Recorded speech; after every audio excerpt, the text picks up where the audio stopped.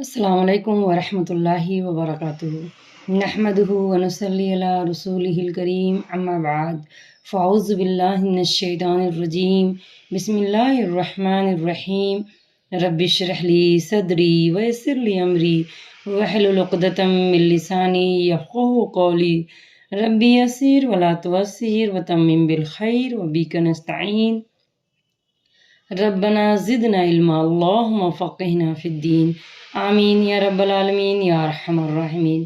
آج انشاءاللہ تعالی ہم لوگ آیت نمبر 6 اور 7 کا تفسیر کریں گے۔ پہلے ہم تلاوت سنتے ہیں، پھر اس کے بعد انشاءاللہ تعالی ہم تفسیر کریں گے۔ اعوذ باللہ من الشیطان الرجیم بسم اللہ الرحمن الرحیم ان الذین کفروا سواء علیہم أأنذرتهم أم لم تنذرهم لا يؤمنون ختم الله على قلوبهم وعلى سمعهم وعلى أبصارهم غشاوة ولهم عذاب عظيم۔ الحمدللہ رب العالمین، تمام تر تعریف اللہ رب العزت کے لیے جس کے اذن سے الحمدللہ آج ہم لوگ آیت نمبر 6 کا ترجمہ اور تفسیر کریں گے۔ یقیناً جن لوگوں نے کفر کیا ان پر برابر ہے کہ آپ نے انہیں ڈرایا یا نہ ڈرایا، وہ ایمان نہیں لائیں گے۔ یہاں بات کافر کی جا رہی ہے، اور کفر کا معنی ہوتا ہے ڈھانپ لینا، چھپا لینا۔ اور ہر وہ شخص جس تک دعوت حق پہنچ جائے پھر وہ نہ مانے جبکہ ماننا لازم ہے، تو ایسے شخص کو کافر کہا جاتا ہے۔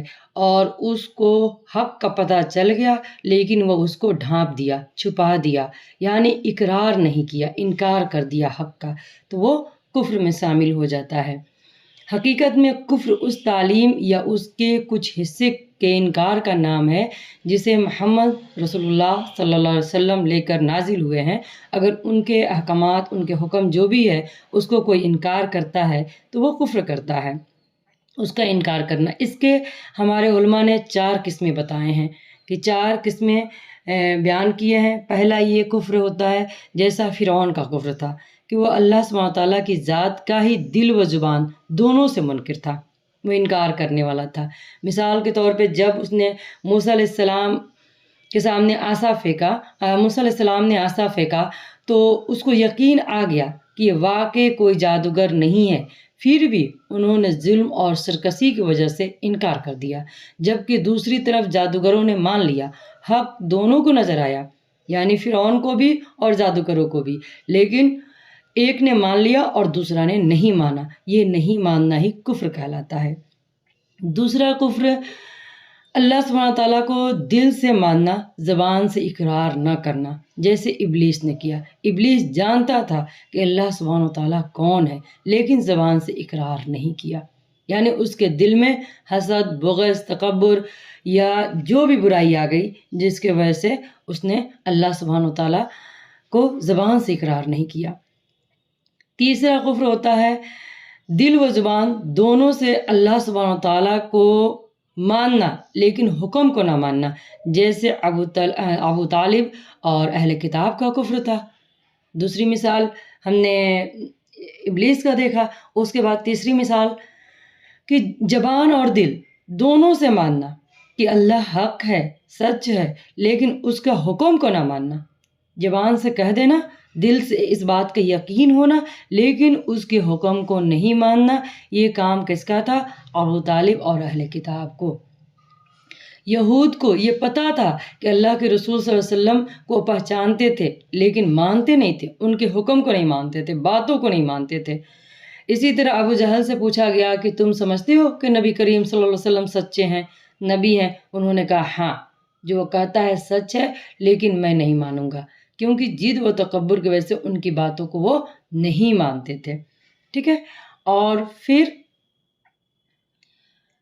تیسرا ہم نے دیکھا کفر کا تیسرا جو دل اور وہ زبان دونوں سے اللہ تعالیٰ کو ماننا لیکن اس کے حکم کو نہ ماننا، جیسے ابو طالب اور اہل کتاب کا کفر تھا۔ پھر چوتھا کفر منافقوں کا، کہ زبان سے سب کچھ کہنا اور دل میں کچھ نہ ہو، یعنی ان کا تو الگ ہی طرز عمل ہوتا ہے کہ وہ زبان سے اقرار کر لیتے ہیں لیکن دل میں ان کا کچھ اور ہوتا ہے۔ جنہوں نے کفر کا رویہ اختیار کیا یعنی کافرانہ طرز عمل اپنایا، اس رنگ میں اس طرح رنگ گئے کہ ان کی پہچان بن گئی کہ وہ جو ہے اپنے کفر میں راسخ ہو گئے۔ اب بات آتی ہے کہ ایسے لوگوں کو آپ سمجھائیے یا نہ سمجھائیے، وہ ماننے والے نہیں ہیں، تو اللہ سبحانہ وتعالیٰ نے ان لوگوں کے بارے میں خبر دی ہے کہ جو کفر پر جمے ہوئے ہیں، اس طرح کے کفرانہ کام کو لازم کر لیا ہے، تو اب انہیں کوئی کفر سے نہیں ہٹا سکتا ہے، لہٰذا آپ انہیں ڈرائیں یا نہ ڈرائیں وہ ایمان نہیں لائیں گے۔ ان کفار کو دعوت کوئی فائدہ نہیں دیتی لیکن حجت قائم ہو جاتی ہے۔ اب بات یہاں یہ آتی ہے کیا ایسے لوگوں کو ہمیں دعوت نہیں دینی چاہیے؟ بالکل دینی چاہیے۔ اس آیت میں نبی کریم صلی اللہ علیہ وسلم کو ان کی قوم کو جھٹلانے پر تسلی دی گئی ہے کہ آپ صلی اللہ علیہ وسلم ان پر حسرت نہ کریں۔ جب آپ کسی کو دعوت دیتے ہوں گے تو آپ کو بھی لوگ جھٹلاتا ہوگا، آپ کو بھی لوگ کہتا ہوگا کہ اچھا ہمیں نہیں کرنا ہے۔ تو اس بات سے ہم سب کو اس میں لیسن ہے کہ جب اللہ کے رسول صلی اللہ علیہ وسلم کے ساتھ اس طرح کی بات ہوئی تو انہیں تسلی دی جا رہی اس آیات سے کہ نہ ان کی ایمان کی امید اور نہ ان پر ملامت کرے۔ اے اللہ کے رسول صلی اللہ علیہ وسلم، آپ ان کی ایمان کی نہ امید کریں نہ ان پر ملامت کریں۔ سیدنا ابن عباس کہتے ہیں کہ رسول اللہ صلی اللہ علیہ وسلم چاہتے تھے کہ تمام لوگ اسلام میں داخل ہو جائے، تو اللہ سبحانہ تعالیٰ نے ان کو خبر دی کہ ایمان وہی لائے گا جس کے لیے نیک بختی لکھ دی گئی ہے، اور جس کے لیے بدبختی لکھ دی گئی ہے وہ گمراہ ہو کر رہے گا۔ تو یہاں بات جو کی جاتی ہے کہ کیا ایسے لوگوں کو ہمیں دعوت نہیں دینا چاہیے کہ جو بات مانیں گے ہی نہیں، جو آئیں گے ہی نہیں، پلٹیں گے ہی نہیں؟ نہیں، دعوت دینا ہے۔ اس کا یہ معنی نہیں کہ کافروں کے لیے جو ہے ہم دعوت دینا بالکل فضول ہے، نہیں، بلکہ تبلیغ کا جو حق ہے اسے ہمیں ادا کرتے رہنا ہے، اس کا اجر و ثواب ملتا رہے گا۔ اس لیے فرمایا کہ ان کے حق میں آپ انہیں ڈرائیں یا نہ ڈرائیں، ان پر کوئی فرق نہیں پڑتا ہے، لیکن نصیحت جو ہے آپ کرتے رہیں، ہر حال میں مفید ہے۔ نصیحت کرنا ہر حال میں مفید ہے، مخاطب قبول کرے یا نہ کرے۔ اگر وہ قبول کر لیتا ہے تو الحمدللہ، نہیں کرتا ہے تو اس کا اجر آپ کو ملتا رہے گا۔ تو اس سے آیات سے ہمیں کیا پتہ چلتا ہے کہ یہ کتنے طرح کے لوگ ہوتے ہیں، اور کفر دیکھیں 2 طرح کا ہوتا ہے۔ یہ تو 4 طرح کے لوگوں کا ہم نے بتایا، پھر اس کے بعد کفر کے جو اقسام ہوتے ہیں وہ 2 ہوتے ہیں، کفر اکبر اور کفر اصغر۔ کفر اکبر انسان کو اسلام سے باہر کر دیتا ہے، یعنی اعتقادی کفر جو ہوتا ہے، کبھی قول بھی ہوتا ہے اور کبھی عملی بھی ہوتا ہے۔ کفر جو ہوتا ہے کبھی قولی بھی ہوتا ہے، کبھی عملی بھی ہوتا ہے۔ اعتقادی کفر کیا ہوتا ہے کہ مثلا انسان اپنے دل سے دوبارہ جی اٹھنے کا انکار کر دے، کون دیکھا ہے قیامت کو، قیامت نہیں ہے، جنت دوزخ، یعنی آخرت کے جو ابھی ہم نے پیچھے دیکھا نا ایمان والوں کی صفات، کہ وہ آخرت کے دن پر، قیامت پر، موت پر، آخرت کے ہر مرحلے پر، موت کے بعد کے ہر مرحلے پر وہ یقین رکھتے ہیں، ایمان رکھتے ہیں۔ لیکن جو کافر ہوتے ہیں، اعتقادی کافر ہوتے ہیں، جو یقین نہیں رکھتے ہیں، وہ ان تمام باتوں پر کا انکار کرتے ہیں، ٹھیک ہے۔ اور قولی کفر جو ہوتا ہے، انسان اللہ سبحانہ تعالیٰ کو غلط بات کر دیا، نعوذ باللہ، گالی بک دیا، یا انبیاء کو برا بھلا کہہ دیا، یا اللہ کی آیات کا مذاق اڑانا، اللہ کے دین کو غلط کہنا، اللہ کے دین کا مذاق اڑانا، دین والوں کا مذاق اڑانا، یہ قولی کفر ہو گیا، یعنی زبان سے انکار کرنا۔ اور اعتقادی کفر ہو گیا، یعنی ان کے دل میں آخرت کے لیے کوئی عقیدہ نہیں ہے، ان کے عقیدے کی خرابی ہے۔ تو اور فعلی کفر جو ہوتا ہے، جسے صحبت یعنی انسان کر کے دکھائے، جسے کسی بت کو سجدہ کرنا، یا سورج چاند، یا کسی درخت کا سجدہ کرنا، یا کسی بزرگ کا سجدہ کرنا، قرآن مجید کا توہین کرنا، یہ ہو گیا، یعنی فعل میں، اس انسان کے فعل میں کفر ہے، تو اس کو فعلی کفر کہتے ہیں۔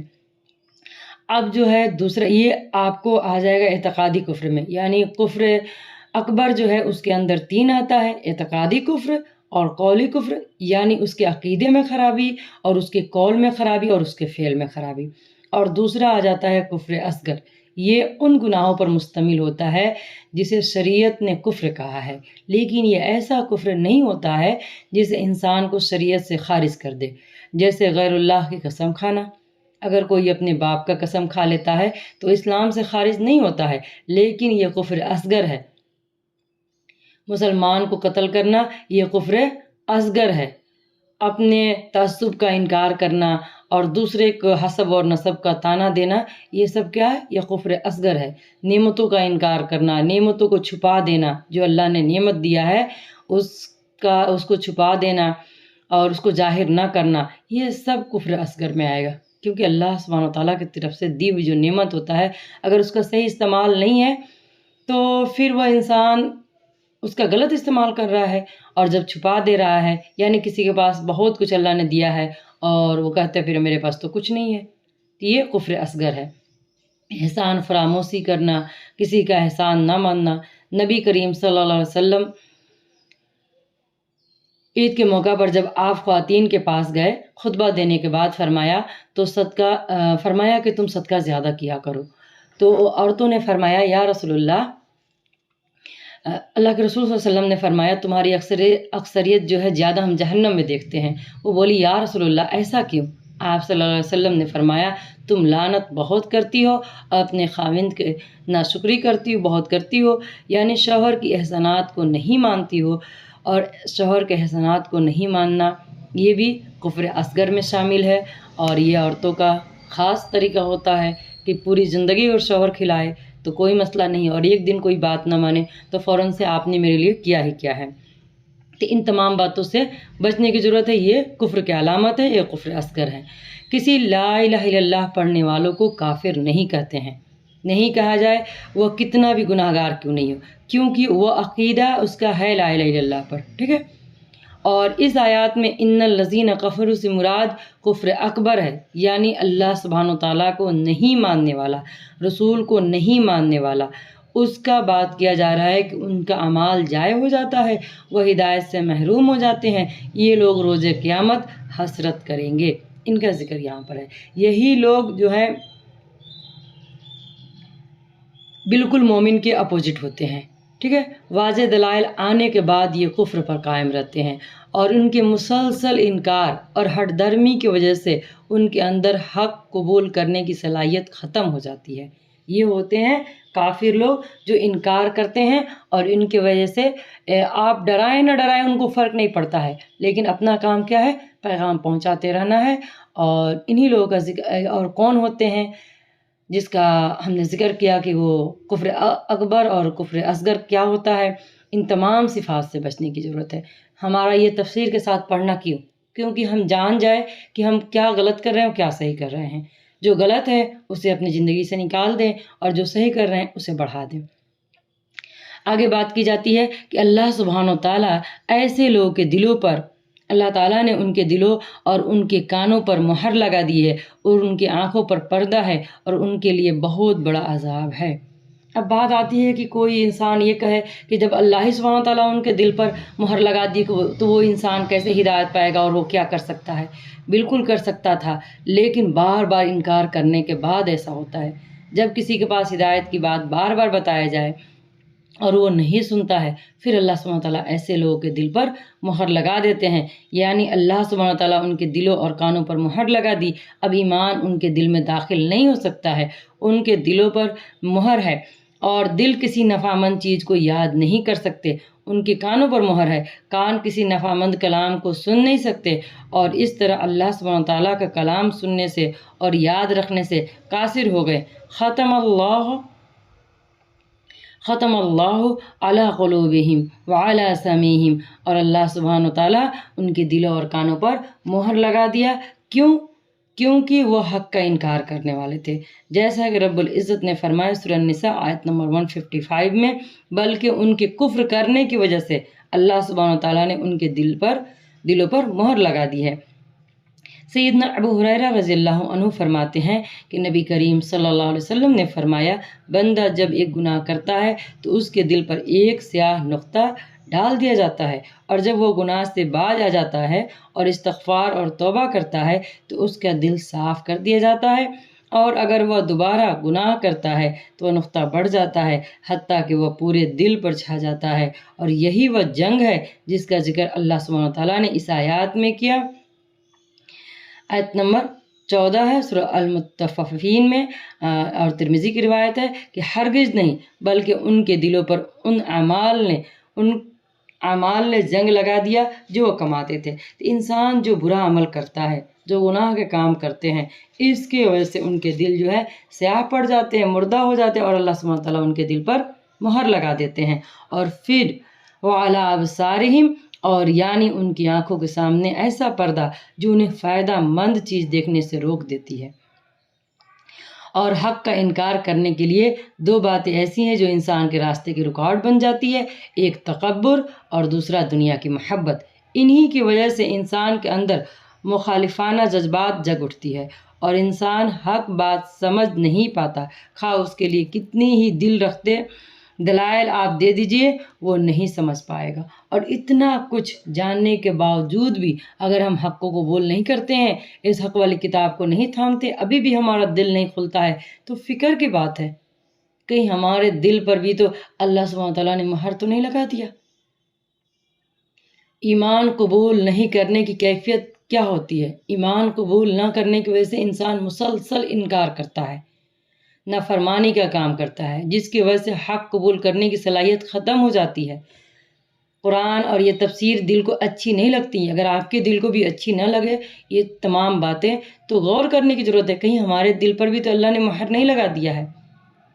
اور پھر کان حق بات سننے کے لیے آمادہ نہیں ہوتے ہیں، پھر آنکھیں کائنات میں پھیلی ہوئی اللہ سبحانہ تعالیٰ کی نشانیاں دیکھنے سے محروم رہ جاتی ہیں، اور یوں دل پر پردے پڑ جاتے ہیں، جیسے قرآن حکیم میں اللہ سبحانہ تعالیٰ نے اللہ رب العزت نے حکم فرمایا، ابھی ہم نے دیکھا کہ ہرگز نہیں بلکہ ان کے دلوں پر ان کے اعمال نے جنگ لگا دیا ہے جو وہ کماتے تھے۔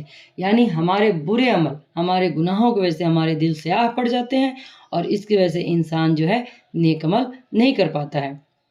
ایمان ان لوگوں کے حصے میں آتا ہے جو اللہ سبحانہ تعالیٰ کی دی ہوئی صلاحیتوں کو صحیح استعمال کرتے ہیں، مثلا آنکھیں جو ہیں کائنات میں رب کی نشانیاں دیکھے، کان حق بات سننے کے لیے آمادہ ہو، اور دل سچائی کو قبول کر لے۔ اللہ سبحانہ تعالیٰ نے ہدایت کا راستہ آسان کر دیا ہے۔ اگر یہ مشقت اٹھائیں تو اللہ سبحانہ تعالیٰ انہیں توفیق دے گا، جیسا کہ اللہ سبحانہ تعالیٰ نے فرمایا سورہ العنکبوت آیت نمبر 69 میں، اور جنہوں نے ہماری خاطر پوری کوشش کی انہیں ہم ضرور اپنے راستے دکھائیں گے، بلا صبح یقیناً اللہ سبحانہ تعالیٰ نیک لوگوں کے ساتھ ہیں۔ وَلَهُمْ عَذَابٌ عَظِيمٌ، اور ان کے لیے بہت بڑا عذاب ہے۔ جو انکار کرتے ہیں، جو اللہ کے کلام کو نہ سنتے ہیں نہ سمجھتے ہیں، اور جب تک کوئی سنے گا نہیں سمجھے گا کیسے، اور عمل کیسے آئے گا؟ اس کے لیے علم کا ہونا کتنا ضروری ہے کہ اللہ سبحانہ تعالیٰ کو احکامات کو جاننے کے لیے ہمیں علم سیکھنا بے حد ضروری ہے۔ تو ایسے لوگ جو نہیں سنتے ہیں، نہیں سمجھتے ہیں، نہیں عمل کرتے، ان کے لیے اللہ سبحانہ تعالیٰ خود فرما رہے ہیں کہ آخرت کا عذاب جہنم کا عذاب ہے، جو اللہ رب العزت کی ناراضگی کی وجہ سے کافروں کو دیا جائے گا۔ اللہ سبحانہ تعالیٰ ہم سب کی اصلاح فرمائے اور ایسے لوگوں میں ہمیں شامل نہ کرے۔ اور تمام سننے والوں سے میری گزارش ہے، دلی گزارش ہے کہ آپ ضرور لازمی اس بات کو آگے بھی شیئر کریں اور اپنے لیے استقامت کی دعا کرتے رہیں۔ میری تو دعا ہے تمام سننے والے جو اب تک سنیں، اللہ سبحانہ تعالیٰ ان کے دل کو جما دے، ان کی قدم کو جما دے، انہیں بتا دے کہ حق کیا ہے، قرآن کیا ہے، ایمان کیا ہے، اور اللہ سبحانہ تعالیٰ اس پر عمل کرنے والا بنا دے۔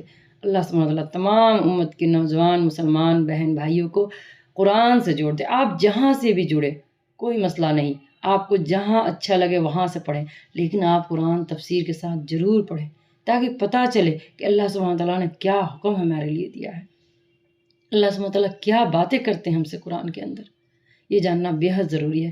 تمام بہن بھائیوں سے گزارش ہے آگے اس میسج کو ضرور پہنچائیں۔ اللہ سبحانہ تعالیٰ استقامت دے آپ کو اور آپ کے دل کو، آپ کے قدم کو جما دے، آمین یا رب العالمین۔ سبحان اللہ و بحمدہ، سبحانک اللہم و بحمدک، اشہد لا الہ الا انت، استغفرک و اتوب الیک۔ سبحان ربک رب العزت عما یصفون، وسلام علی المرسلین، والحمد للہ رب العالمین۔ کچھ بھی ہمارے بتانے میں غلطیاں ہو جائے اسے نظر انداز کریں، اور ہماری اصلاح کے لیے آپ ضرور کمنٹ کر کے بتائیں کہ مجھے اور کیا بہتر کرنا چاہیے جس میں آپ کے لیے آسانی ہو۔ اگر میرا بتانا مشکل ہے تو آپ ضرور آپ اپنی رائے کمنٹ میں دے سکتے ہیں۔ جزاکم اللہ خیرا کثیرا۔